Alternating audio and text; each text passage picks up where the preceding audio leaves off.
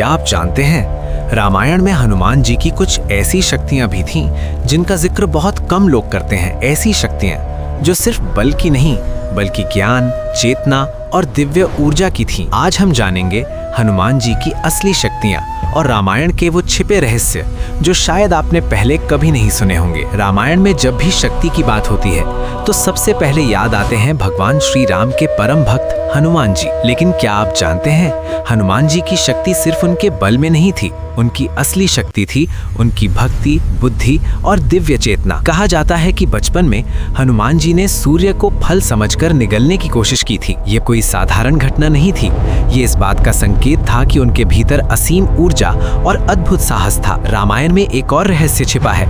हनुमान जी के पास अष्ट सिद्धियां और नवनिधियां थीं। अष्ट सिद्धियां यानी ऐसी दिव्य शक्तियां जिनसे वे खुद को अणु से भी छोटा और पर्वत से भी विशाल बना सकते थे। इसी शक्ति की वजह से उन्होंने समुद्र को एक ही छलांग में पार कर लिया। लेकिन उनकी सबसे बड़ी शक्ति ना उनका बल था ना उनकी गति, उनकी सबसे बड़ी शक्ति थी भगवान राम के प्रति उनकी अटूट भक्ति। यही कारण था कि जब पूरी वानर सेना असमंजस में थी तब हनुमान जी अकेले ही लंका तक पहुंच गए। उन्होंने सीता माता को खोजा, लंका को जला दिया और भगवान राम का संदेश पहुंचा दिया। लेकिन रामायण का सबसे बड़ा रहस्य ये है कि हनुमान जी ने कभी अपनी शक्ति का घमंड नहीं किया। उन्होंने हमेशा खुद को सिर्फ राम का दास कहा और शायद यही कारण है कि आज भी कहा जाता है कि जहां राम का नाम लिया जाता है वहां हनुमान जी स्वयं उपस्थित हो जाते हैं। इसलिए जब भी जीवन में डर, संकट या निराशा आए, बस एक बार सच्चे मन से कहिए जय श्री राम, जय हनुमान, और देखिए कैसे हनुमान जी की कृपा आपके जीवन की हर बाधा को दूर कर देती है। अगर आपको रामायण के ऐसे ही छिपे रहस्य,